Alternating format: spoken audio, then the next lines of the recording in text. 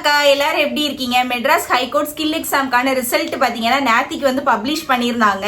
So நிறைய பேர் எனக்கு மெசேஜ் பண்ணி எல்லாம் கேட்டிருந்தீங்க, சிஸ்டர் நீங்க செலக்ட் ஆயிட்டீங்களா, என்னாச்சு, உங்களோட ரிசல்ட் பார்த்துட்டீங்களா அப்படின்னு சொல்லிட்டு. ஸோ என்னோட ரிசல்ட் நான் சொல்றதுக்கு முன்னாடி first I need to thank God அப்படின்னு சொல்லுவேன் பார்த்துக்கோங்க.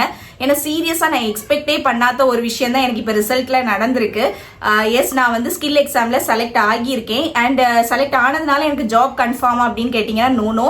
இப்போ நான் வந்து செலக்ட் ஆகியிருக்கேன் ஸ்கில் எக்ஸாம். இனி வந்து நெக்ஸ்ட் ஒரு ஸ்டேஜ் இருக்கு, அதாவது இன்டர்வியூ இருக்கு. இன்டர்வியூல நான் வந்து நல்லா பெர்ஃபார்ம் பண்ணி நான் செலக்ட் ஆனேன் அப்படின்னா கண்டிப்பா எனக்கு ஜாப் இருக்கும். அதுக்கு முன்னாடி நான் இப்போ இந்த கரண்ட் ஸ்டேட்ல பாத்தீங்கன்னா நேத்திக்கு ரிசல்ட் வந்துருந்துச்சு. சீரியஸா எந்த ஒரு எக்ஸ்பெக்டேஷன்ஸுமே இல்லாம தான் நான் ஓப்பன் பண்ணி பார்த்தேன். என்னோட hall ticket number, registration number பார்த்ததுமே எனக்கு வந்து என்ன சொல்லனே எனக்கு தெரியல. சீரியஸா எனக்கு வந்து எப்படி எக்ஸ்பிரஸ் பண்றது என்னோட ஃபீலிங்ஸ் அப்படின்னு கூட ஷேர் பண்ண தெரியல பார்த்துக்கோங்க. ஸோ அந்த அளவுக்கு நான் ஒரு ஹாப்பினஸ்ல இருக்கேன் அப்படின்னு சொல்லலாம். நான் எக்ஸ்பெக்டே பண்ணல நான் கண்டிப்பா செலக்ட் ஆவேன் அப்படின்னு சொல்லிட்டு. ஒரு ஓரத்துல ஒரு நம்பிக்கை இருந்துச்சு, அதாவது ஒரு ஓரத்துல தான் நம்பிக்கை இருந்துச்சு. அந்த நம்பிக்கை வந்து நிஜமானதை வந்து ஏத்துக்கவே முடியல அப்படின்னு சொல்லலாம். ரொம்ப வந்து எக்ஸ்ட்ரீம் ஹாப்பினஸ்ல நான் இருக்கேன் அப்படின்னு சொல்லலாம். எஸ், அஃப்கோர்ஸ் கண்டிப்பா ஆல் க்ளோரி டு காட் அப்படின்னு தான் நான் சொல்லுவேன் பார்த்துக்கோங்க. ஸோ அதுக்கான ரீசனே நான் உங்களுக்கு எல்லாமே ஷேர் பண்றேன் இந்த வீடியோல. நான் இந்த ஸ்கில் எக்ஸாம்ல, அதாவது இந்த ஸ்கில் எக்ஸாம் எழுதுறதுக்கு முன்னாடி ஒரு எக்ஸாம் நம்ம எழுதணும். ஸோ அந்த எக்ஸாம் எழுத போனப்போ கூட நான் கண்டிப்பா அதில் செலக்ட் ஆவேன் அப்படின்னு வந்து ஆக்சுவலா எனக்கு ஒரு நம்பிக்கை இருந்துச்சு. நல்லா பண்ணியிருக்கோம், செலக்ட் ஆக சான்சஸ் இருக்கு அப்படின்னு வந்து நான் திங்க் பண்ணியிருந்தேன். ஆனால் ரொம்ப ஹோப்லாம் இல்லை. ஏன்னா எனக்கு எப்பவுமே எனக்குள்ள இருக்கிற ஒரு விஷயம் என்னன்னா, ரொம்ப நம்பிக்கை வச்சு ஏமாற்றம் அடைகிறதுக்கு பதிலாக எல்லாத்தையுமே லைட்டாவே எடுத்துக்குவோம் அப்படிங்கிற மாதிரி நான், அதாவது லாஸ்ட் டிஎன்பிஎஸ்சியில வாங்கின அடியில வந்து நான் உணர்ந்த ஒரு விஷயம் பார்த்துக்கோங்க. எல்லாத்துலயுமே ஓவர் எக்ஸ்பெக்டேஷன் வைக்காம ஓகே லேசா விட்டுடலாம், அது நடந்தா நடக்கட்டும் அப்படிங்கிற மாதிரி இருந்துச்சு என் மைண்ட்ல. ஸோ அந்த எக்ஸாம் எழுத போனப்பவும் வந்து எந்த ஒரு ஹோப்புமே இல்லை. ஜஸ்ட் ஏன்னா மெட்ராஸ் ஹைகோர்ட் எக்ஸாம் பத்தி எனக்கு எந்த ஒரு நாலேஜுமே கிடையாது. என்னோட சர்க்கிள்ல யாருமே வந்து இந்த எக்ஸாம் எழுதுறது கிடையாது. நான் தான் ஃபர்ஸ்ட் டைம் எழுதுறேன். ஸோ ஏதாவது டவுட்னா கூட யார்கிட்டையும் கேட்கறதுக்கும் எனக்கு கிடையாது. ஸோ அதனால வந்து ரொம்ப ஒரு ஹோப்பே இல்லாம தான் அந்த எக்ஸாம் எழுத போயிருந்தேன். ஆனால் நான் அதில் செலக்ட் ஆயிருந்தேன். அதுவே எனக்கு வந்து அந்த டைம்ல வந்து ஏற்றுக்கொள்ள முடியாத ஒரு விஷயமா தான் இருந்துச்சு சீரியஸாவே. ஸோ அப்போ நான் காட் கிட்ட சொன்ன ஒரு விஷயம் அதுதான். என்னோட எல்லா ஜேர்னியுமே நீங்க பார்த்துட்டு தான் இருக்கீங்க, உங்களுக்கே தெரியும். ஸ்கில் எக்ஸாம் போறதுக்கு முன்னாடி நான் ஒரு வீடியோ உங்களுக்கு நான் வந்து கொடுத்துருந்தேன். அந்த வீடியோவில் நான் உங்ககிட்ட ஷேர் பண்ணியிருந்தேன். என்ன மாதிரி நிறைய பேர் இந்த ஸ்கில் எக்ஸாம்காக ப்ரிப்பேர் பண்ணிட்டு வருவாங்க. நான் மட்டும் இல்லை, என்ன மாதிரி ப்ரிப்பேர் பண்ற எல்லாருமே வந்து கண்டிப்பா அதில் வெற்றி அடையணும் அப்படிங்கிறது தான் என்னோட ப்ரேயராகவே இருந்துச்சு. எனக்கு எப்படி ஸ்டெனோ முடிச்சுட்டு வேலை வேணும் அப்படிங்கிற ஏக்கம் இருக்குதோ அதே போலதான் என்ன மாதிரி பின்னாடி எனக்கு அப்புறமா நிறைய பேர் வந்திருக்காங்க கரெக்டா. ஸோ அவங்களுக்குமே வந்து ஆசை இருக்கும். ஸோ எல்லாருமே வந்து நல்லா படிச்சுட்டு தான் வருவாங்க. நானுமே நல்லா ப்ரிப்பேர் பண்ணிட்டு தான் போறேன். இந்த ஸ்கில் எக்ஸாம்ல வந்து எனக்கு கிடைக்கணும்னா கிடைக்கட்டும், எல்லாமே வந்து கடவுளோட சித்தத்துல நான் விட்டுட்டேன் பார்த்துக்கோங்க. எனக்கு கண்டிப்பா வேணும் அப்படின்ட்டு அடமெண்டா நான் எதுவுமே கேட்கல. அது உண்மையாவே நான் சொல்றேன், என் மனசார நான் சொல்றேன். காட் கிட்ட வந்து இந்த மெட்ராஸ் ஹைகோர்ட் ஸ்கில் எக்ஸாம் நான் எழுத போறேன், இதுல வந்து அடமெண்டா நான் அடம் பிடிச்சு எனக்கு இது வேணும் அப்படின்னு நான் வந்து கேட்கவே இல்லை. அதாவது நான் காடோட சித்தத்தின்படியே நான் விட்டுட்டேன். உமக்கு சித்தமான எனக்கு இது கிடைக்கட்டும் அப்படிங்கிற மாதிரி தான் நான் விட்டுட்டு வந்தேன். லைக் எப்படி சொல்றது, நான் நல்லா தான் பண்ணியிருந்தேன் எக்ஸாம். நல்லா ஐ மீன் எப்படி சொல்றது, நல்லா பண்ணியிருந்தேன், ரொம்ப நல்லா பண்ணியிருந்தேன் அப்படி இல்லை நல்லா பண்ணியிருந்தேன். ஸோ ஓகே, கிடைக்குமோ கிடைக்காதோ அப்படின்னு அதாவது உறுதியாக நம்மளால சொல்ல முடியாது. ஏன்னா நம்மள மாதிரி நிறைய பேர் எழுத வந்திருக்காங்க. ஸோ அதனால நம்ம ரிசல்ட்டை வந்து நம்ம சொல்ல முடியாது கிடைக்கும் அப்படின்னு சொல்லிட்டு. ஸோ வெயிட் பண்ணி பார்க்கலாம் அப்படின்னு சொல்லிட்டு அப்போயோட அந்த எக்ஸாம் எழுதிட்டு வந்ததோட நான் அந்த டாப்பிக்கை பற்றி நினைக்க கூட இல்லை. பட் எல்லா டேஸுமே என்னோட ப்ரேயரில் கண்டிப்பாக அது இருக்கும். 40 days ப்ரேயர் நான் வந்து ஜாயின் பண்ணியிருந்தேன். ஸோ அதுலேயுமே என்னோட ப்ரேயரில் வந்து நான் வச்சிருந்தேன், கடவுளுக்கு சித்தமான இது நடக்கட்டும் அப்படிங்கிற மாதிரி. அண்ட் அதே மாதிரி நம்மளோட ஸ்கில் எக்ஸாம் ரிசல்ட் நாத்திக்கு வந்துருந்துச்சு. பார்த்ததுமே எனக்கு வந்து சீரியஸா வேர்ட்ஸே இல்லை. இன்னொன்று வந்து இன்னொரு ஸ்டேஜ் இருக்கு, நீங்க இப்பவே இவ்வளவு சந்தோஷப்படுவ, உனக்கு லாஸ்ட்ல கிடைக்காம போனா நீ என்ன பண்ணுவ அப்படிலாம் நிறைய பேர் கேட்கலாம். எனக்கு மேபி இன்டர்வியூல நான் செலக்ட் ஆகாம கிடைக்காம போனாலும் எனக்கு ஒரு இஷ்யூஸ்மே கிடையாது, நோ இஷ்யூஸ் அப்படின்னு தான் நான் சொல்லுவேன். எஸ், எல்லாரையும் போல நானும் ஸ்டெனோ முடிச்சிருக்கேன். எனக்கும் எப்படியாவது வேலை வேணும் அப்படிங்கிற ஏக்கம் எனக்குள்ள இருக்க தான் செய்யுது. அதுக்காக கிடைக்கல அப்படின்னா நான் வந்து அப்படியே வந்து சுருண்டு விழுந்துட மாட்டேன். அந்த விஷயத்துல நான் ரொம்ப கிளியரா இருக்கேன் பார்த்துக்கோங்க. மறுபடியும் டிஎன்பிஎஸ்சியில நான் விழுந்த மாதிரி இதுல நான் கண்டிப்பா விழ மாட்டேன். ஏன்னா அதுக்கு ஒரு ரீசன் இருக்கு. ஏன்னா இது நான் வந்து காடோட சித்தத்தின் படி நடக்கட்டு அப்படின்னு நான் வந்து ஃபுல் அண்ட் ஃபுல் அவர்கிட்டே ஒப்பு கொடுத்தாச்சு. ஸோ எனக்கு இது கிடைச்சாலும் இது நன்மைக்கு அப்படின்னு நான் வந்து திங்க் பண்ணியிருக்கேன். இது கிடைக்கல அப்படின்னாலும் இதை விட பெஸ்ட்டான ஒரு விஷயம் எனக்கு வெயிட் பண்ணிட்டு இருக்கு அப்படிங்கிறதுலையும் வந்து நான் ரொம்ப வந்து ஸ்ட்ராங்கா இருக்கேன்.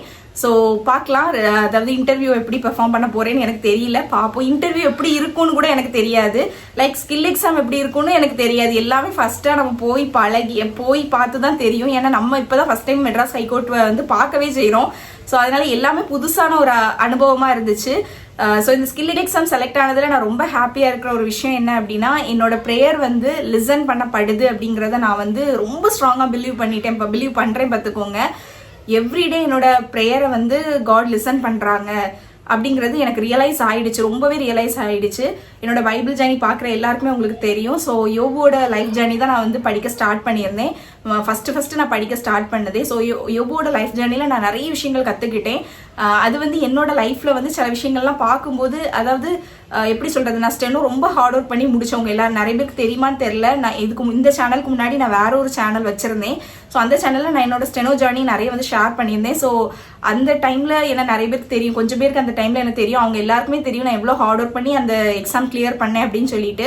ஸோ அவ்வளோ தூரத்துக்கு நம்ம ஹார்ட் ஒர்க் பண்ணி எந்த ஒரு இடத்துலையுமே நமக்கு ஒரு ரெகக்னேஷன் கிடைக்கவே இல்லை அப்படிங்கிற மாதிரி ரொம்ப வருத்தத்தில் இருந்தேன். அது ஒரு பெரிய கேள்வியாகவே எனக்குள்ளே இருந்துகிட்டே இருந்துச்சு. டிஎன்பிஎஸ்சியில் என்னால் செலக்ட் ஆகவே முடியாமல் ரொம்ப நிறைய தெரியும், உங்களுக்கே பார்த்துருப்பீங்க வீடியோஸ் மூலமாக, ரொம்ப டவுனாக தான் இருந்துட்டு இருந்தேன். ஸோ அந்த டைமில் தான் இந்த மெட்ராஸ் ஹைகோர்ட் ஆப்பர்ச்சுனிட்டி எனக்கு வந்து, அதில் வந்து ஃபர்ஸ்ட் எக்ஸாம் நான் கிளியர் பண்ணுவேன்னு கொஞ்சம் கூட ஹோப் இல்லை, ஆனால் அதுலேயும் கிளியர் ஆனேன். செகண்ட் எக்ஸாமும் வந்து மிராக்கிள் மாதிரி ஸ்கில் எக்ஸாம்லேயும் நான் வந்து செலக்ட் ஆகியிருக்கேன். ஸோ இனி நெக்ஸ்ட் இன்டர்வியூ இருக்குது, பார்க்கலாம் கிடைக்குமா கிடைக்காதா அப்படின்லாம் எனக்கு தெரியல. கிடைச்சாலும் ஹாப்பி, கிடைக்கலனாலும் ஹாப்பி. இந்த வீடியோலேயே நான் சேம் விஷயத்த தான் சொல்ல போகிறேன் பார்த்துக்கோங்க. இன்டர்வியூக்கு வந்து கொஞ்சம் பேர் செலக்ட் ஆகிருக்காங்க, கிட்டத்தட்ட 149 பேர்கிட்ட இன்டர்வியூக்கு செலக்ட் ஆகிருக்காங்க. ஸோ இன்டர்வியூக்கு என்ன மாதிரி பல ஆசைகள், பல கனவுகள், பல ஏக்கங்களோட தான் என்ன மாதிரி எல்லாருமே வருவாங்க. அவங்க எல்லாருக்காகவும் தான் நான் ப்ரே பண்ண போகிறேன். யாருக்கு அந்த வேலை சித்தமோ அவங்களுக்கு வந்து காட் கொடுக்கட்டும் அப்படிங்கிறது தான் என்னோட ப்ரேயரே, அதுதான். ஸோ பார்க்கலாம். அதே மாதிரி ஒரு சிலர் கமெண்ட் பண்ணுவாங்க, அதாவது நான் எல்லாரையுமே சொல்லலை, ஒரு சிலர் பார்த்தீங்கன்னா இன்னும் இன்டர்வியூவே முடியலை அதுக்கடையில இவ்வளோவா அப்படின்லாம் யோசிப்பீங்க. நான் அதான் இந்த வீடியோவில் ரொம்ப ஸ்ட்ராங்காக சொல்கிறேன். இன்டர்வியூவில் நான் செலக்ட் ஆனாலும் சரி, செலக்ட் ஆகலைனாலும் சரி, ரெண்டுக்குமே நான் வந்து ஹாப்பியாக தான் ஃபீல் பண்ணுவேன். லைக் எப்படி சொல்கிறதுக்கு, செலக்ட் ஆனால் நான் ஆசைப்பட்ட விஷயம் கிடைச்சிடுச்சு, செலக்ட் ஆகலைன்னா இதை விட பெஸ்ட்டான ஒரு விஷயம் கிடைக்க போகுது அப்படிங்கிற மாதிரி நான் எடுத்துக்குவேன் பார்த்துக்கோங்க. இதுதான் என்னோட பைபிள் ஜேர்னி எனக்கு கற்றுக் கொடுத்த விஷயம். இப்போ வரைக்கும் என்னோட பைபிள் ஜேர்னியில் நான் லேர்ன் பண்ணிக்கிட்ட விஷயம் அதுதான்.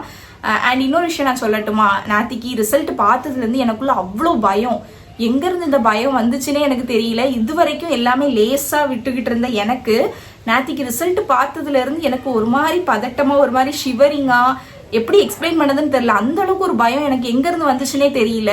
கண்டினியூஸாக என் மைண்டில் அதையும் இருந்துகிட்டே இருந்துச்சு. ஸோ இன்னைக்கு பார்த்தீங்கன்னா May 1 கரெக்டாக. ஸோ இன்னைக்கு வந்து நான் சர்ச் ஃப்ரைடேனால சர்ச்சில் வந்து எனக்கு ப்ரேயர் உண்டு. ஸோ போயிருந்தேன். ப்ரேயரில் வந்து பாஸ்டர் பிரசங்கம் பண்ணும்போது சொல்கிறாங்க, நீ பயப்படக்கூடாது அப்படின்ட்டு. அதாவது நான் இவ்வளோ ஃபியரில் இருக்கேன் அப்படின்ட்டு பாஸ்டருக்கு தெரியாது. ஆனால் பாஸ்டர் பிரசங்கத்தின் மூலமாக வந்து பேசும்போது அவங்க எனக்கிட்டே சொல்கிற மாதிரி ஒரு ஃபீல் இருந்துச்சு.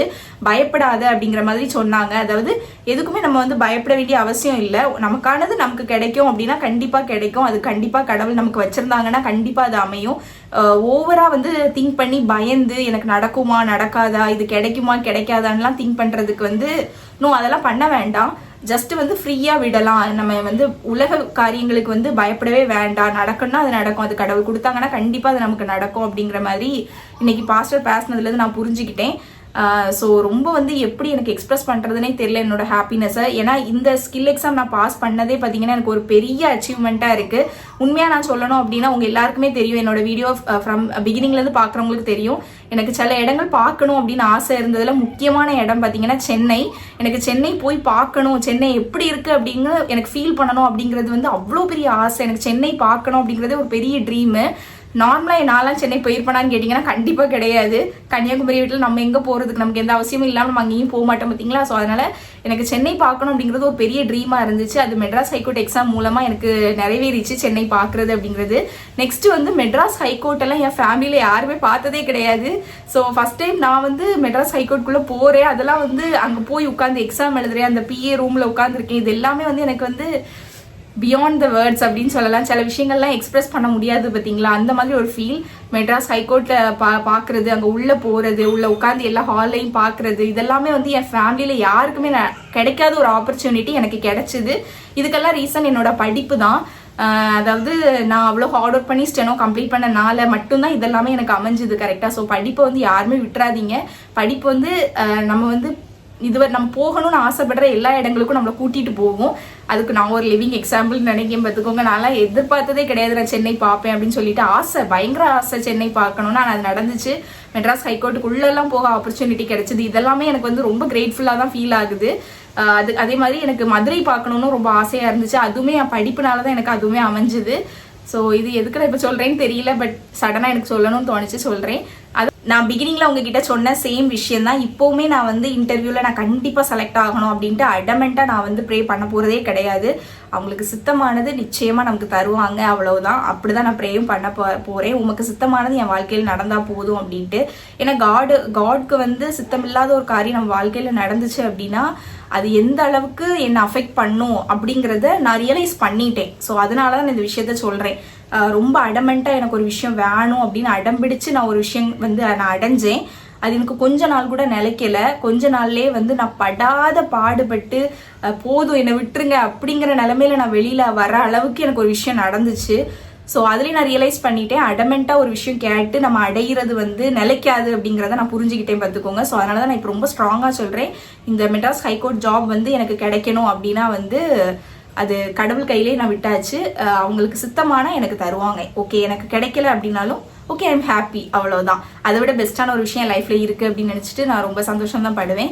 ஸோ எதுக்காக இதெல்லாம் சொல்லி அப்படின்னா நிறைய பேர் கமெண்ட்ல கேட்பாங்க, இன்னும் உனக்கு ஸ்கில் எக்ஸாம் தானே கிளியர் பண்ணியிருக்க, மெயின் இன்டர்வியூ இருக்கு, அதெல்லாம் நீ பார்க்காண்டாமா வைக்காண்டாமா, அதுக்கடையில் இவ்வளோ சந்தோஷமானு கேட்பாங்க. ஸோ அதுக்காக தான் நான் சொல்கிறேன். அதே மாதிரி கொஞ்சம் முன்னாடி நான் உங்ககிட்ட ஷேர் பண்ண மாதிரி தான் இன்டர்வியூவில் என்ன மாதிரி பல கனவுகளோட, பல ஆசைகளோட, பல ஏக்கங்களோட தான் எல்லாருமே இன்டர்வியூ அட்டன் பண்ண வருவாங்க. எல்லாருமே நல்லா பண்ணணும் இன்டர்வியூ, அதுதான் என்னோட ப்ரேயருமே. நம்ம எல்லாருமே கண்டிப்பாக நல்லா பண்ணணும் அப்படிங்கிறது தான் நானுமே ப்ரேயரில் வைக்க போகிறேன். ஸோ நான் மட்டும் செல்ஃபிஷாக நான் மட்டும் ஜெயிக்கணும் அப்படிங்கிறது இல்லை, எல்லாருமே வந்து நல்லா பண்ணணும் அப்படின்னு தான் நான் வந்து என்னோட ப்ரேயர்லேயே வைக்க போகிறேன். ஸோ லெட்ஸ் சி, பார்ப்போம். நான் அதாவது இன்டர்வியூ அட்டன் பண்ண போகிறதையும் கண்டிப்பாக நான் உங்ககிட்ட ஷேர் பண்ணுவேன். ரொம்ப ஹாப்பியாக இருக்கு. தேங்க்யூ, பாய்.